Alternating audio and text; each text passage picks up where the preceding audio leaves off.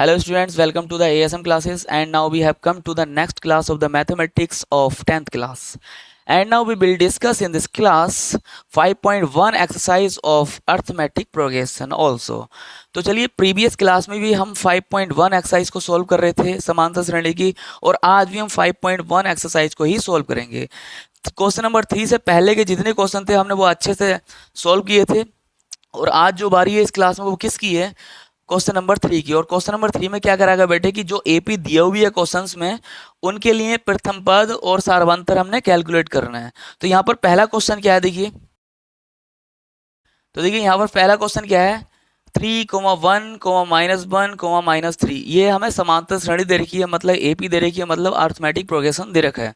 तो यहाँ पर प्रथम पद निकालना है, इसका सारवांतर निकालना है। तो प्रथम पद तो मैं बताता हूँ कि भाई साहब अगर ये समांतर श्रेणी उसने बोल रखा है कि समांतर श्रेणी है, तो जो पहला पद होगा वही प्रथम पद कहलाएगा, मतलब 3 जो हो जाएगा वो प्रथम पद हो जाएगा। अब यहाँ पर सारवांतर निकालना है, डी का मान निकालना है। तो बेटे कि मैंने बताया था आपसे डी का मान कैसे निकलता है, अगले पद में से पिछला पद घटा दो। मतलब क्रमागत कोई 2 पद ले लो और उनमें से अगले पद में से पिछला पद घटा दो। फिलहाल मैं इन 2 को ले रहा हूँ यहाँ से, तो 1 माइनस कितना कर लूंगा, अगले पद में से पिछला पद घटा दिया, तो कितना बचेगा बेटे यहाँ पर -2।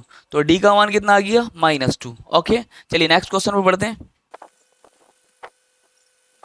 देखिए यहाँ पर क्वेश्चन दिया हुआ है -5, -1, 3, 7। ओके, तो इस क्वेश्चन में भी क्या करना है, प्रथम पद निकालना है और सारवांतर निकालना है। तो प्रथम पद क्या होगा बेटे, a1 = -5, और d = कितना होगा बेटे, अगले पद में से पिछला पद घटाना है। मतलब कोई भी 2 क्रमागत ले लो, इन दोनों को ले लो, इन दोनों को ले लो, या फिर इन दोनों को ले लो। तो मैंने इन दोनों को ले लेना है। तो क्या -1 माइनस ये वाला माइनस अपनी तरफ से आता है, और ये -5, ठीक है। अगले पद में से पिछला पद मैंने घटा दिया है। अब -1 माइनस प्लस 5 = 4। जो डी का मान आ चुका है वो कितना आ चुका है बेटे, 4। ओके, चलिए बढ़ते हैं नेक्स्ट क्वेश्चन पर। चलिए नेक्स्ट क्वेश्चन क्या है हमारा, 1/3, 5/3, 9/3 और 13/3। यहाँ पर भी क्या करना है, प्रथम पद और सारवांतर ही निकालना है। क्वेश्चन सस्ता है, क्वेश्चन हार्ड नहीं है। कभी आप सोचो ये भिन्न में देखकर, ये रेशनल नंबर को देखकर सोचो कि भाई मतलब विचित्र घटनाएं घटित हो गई, ऐसा कुछ भी नहीं है, इजी है क्वेश्चन।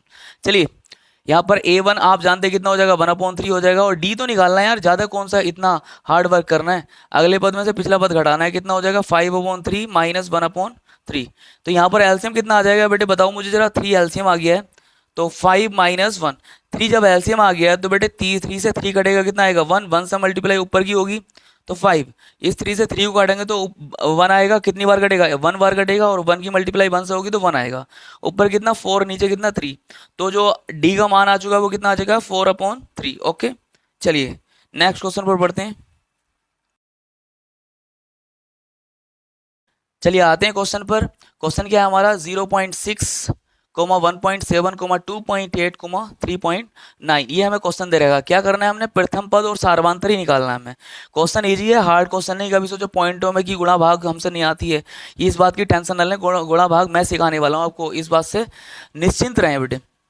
तो आप a1 का मान बताएंगे कितना होता है, a1 का मान आप बताएंगे सर 0.6 है। ओके, पहले प्रथम पद निकाल लिया है। अब डी का मान, मैंने बोला डी का मान कैसे निकालते हैं। डी का मान निकालते हैं, क्रमागत 2 पद उठा लो और अगले पद में से पिछला पद घटा दो। मतलब 2 पद उठा लिया हमने, इस वाले पद में से ये वाला पद घटा दो, 1.7 - 0.6। ओके, अब इन दोनों को घटाना है। घटाने या जोड़ने में पॉइंटों की संख्याएं घटाने और जोड़ने में मैंने कहा था, और अब भी कह रहा हूँ कि भाई साहब बिना देखे क्या काम करें आप, पॉइंट के नीचे पॉइंट रखें, और जहाँ पर जो संख्या आ रही है उसका मतलब होनी नहीं चाहिए, पॉइंट के नीचे पॉइंट रखें।